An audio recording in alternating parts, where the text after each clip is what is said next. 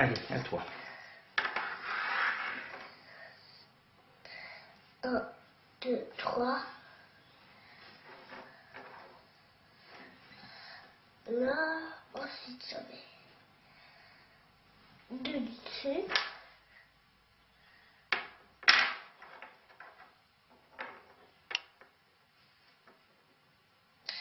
Attends, je regarde si c'est ça. Oui. Et où? Ah.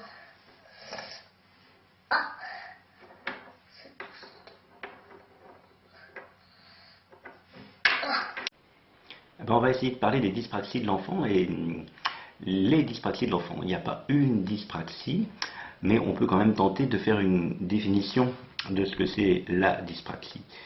Dans dyspraxie, il y a 10 et puis il y a praxie. 10, ça veut dire c'est difficile. C'est difficile d'y arriver, c'est difficile à mettre en place, c'est difficile à imaginer. Et puis praxie, ça veut dire faire des gestes dirigés vers un but, un geste intentionnel. On pourrait dire que le geste, il est toujours destiné à interagir avec l'environnement. Donc, quand on a envie d'interagir avec son environnement, on fait un geste. On fait un geste pour prendre un verre. On fait un geste pour prendre un verre plein ou un verre vide, pour attraper une plume ou pour attraper une enclume. Donc, on programme dans notre tête des gestes qui sont décidés pour être le plus efficace possible. Voilà. Et ben, l'enfant qui présente une dyspraxie, il a des difficultés avec les gestes. Il n'arrive pas à les élaborer convenablement dans sa tête, il n'arrive pas à les programmer, à les planifier correctement dans le temps et dans l'espace pour qu'ils deviennent efficaces. Et c'est un petit peu comme si à chaque fois, il en était au premier geste, s'il était toujours en situation d'apprendre. On pourrait dire que l'enfant dyspraxique n'arrive pas à automatiser des gestes. Des gestes qui sont donc tout à fait anodins pour les autres enfants et évidemment pour nous les adultes. Alors dans la vie quotidienne, par exemple, il a du mal à manger, à utiliser des outils, à ouvrir un pot de yaourt. Dans l'habillage, c'est la même chose. Il continue de mettre ses vêtements à l'envers, derrière, devant. Il peine avec les boutons, avec les fermetures éclairs, avec les lacets. Et puis alors à l'école, c'est la catastrophe parce qu'à l'école, il y a plein d'outils à utiliser. Et puis il y a plein de gestes à faire. Par exemple, en maternelle, on colle des gommettes, on dessine, on colorie, on apprend à utiliser des ciseaux. Et puis après, on va apprendre à utiliser les compas. Et puis à tracer des traits avec une règle. Et puis surtout à écrire manuellement. Et l'écriture manuelle est un geste extrêmement particulier que tous les enfants mettent plusieurs années à automatiser. On peut donc comprendre que ce geste difficile pour tous les enfants restera la plupart du temps très difficile pour les enfants dyspraxiques qui ont donc toujours une dysgraphie la plupart du temps grave. Alors, comme si ça ne suffisait pas, ce geste des mains, il y a aussi les gestes des yeux. Alors, à l'école, quand on lit des mots, quand on dénombre des quantités, on se sert bien sûr de son doigt quand elle est tout petit, mais rapidement, on va automatiser l'utilisation de nos yeux. C'est-à-dire que quand on lit un mot, nos yeux se posent là où il faut dans le mot pour le reconnaître dans une reconnaissance extrêmement rapide, et une reconnaissance globale, on pourrait dire presque une reconnaissance photographique. Quand on dénombre dénombre des jetons, des petits points sur une feuille, une collection, comme on dit à l'école. S'il y en a 5, on peut dire 4 si on en oublie un. Mais on peut dire aussi 6 si on en compte un 2 fois. Donc vous voyez que l'enfant, en arithmétique, quand il a aussi un problème à automatiser le geste des yeux, il va penser que le nombre, c'est pas quelque chose de stable, que c'est pas quelque chose de fiable, que c'est quelque chose de variable. Le nombre est variable. Je compte 5 pions, des fois il y en a 4, des fois il y en a 6, des fois il y en a 5, et là la maîtresse elle est contente. Alors, vous voyez bien que quand se surajoute au problème du geste des mains, le problème du geste des yeux, on passe d'un enfant qui avait des problèmes à utiliser les outils, avec le dessin, avec la géométrie, avec l'écriture, à un enfant qui a des problèmes éventuellement avec la lecture et surtout avec les mathématiques dans leur ensemble. Encore pire en géométrie, c'est difficile en dénombrement, c'est difficile pour poser des opérations. L'enfant il sait très bien poser une opération, mais il se trompe dans les colonnes. Il aligne pas bien les colonnes. Alors, il fait bien son opération, mais le résultat est faux parce que c'est mal aligné. Et ça, il n'arrive pas à l'automatiser. Voilà, c'est ça le problème des dyspraxiques. Et c'est même le problème des 10 en général, c'est que les enfants, ils n'arrivent pas à automatiser les choses. Et quand on n'arrive pas à automatiser les choses, on est lent. Et puis, comme c'est pour toutes les choses, on se fatigue plus vite que les autres. Et puis, comme c'est dans tous les domaines, souvent, comme c'est difficile de faire des choses banales pour les autres, eh ben, on est mal organisé. Voilà. Et puis ça a des conséquences, par exemple, dans la notion d'espace. Ça a des conséquences dans la notion de temps. Donc, c'est des enfants qui sont vraiment en difficulté par rapport aux autres, alors qu'ils sont intelligents. Ça, c'est la chose la plus importante quand on parle de 10 quelque chose, c'est que par définition, on exclut la déficience intellectuelle. Les 10 et les dyspraxiques en particulier, ce sont des enfants qui sont intelligents et puis qui vivent dans un contexte normatif.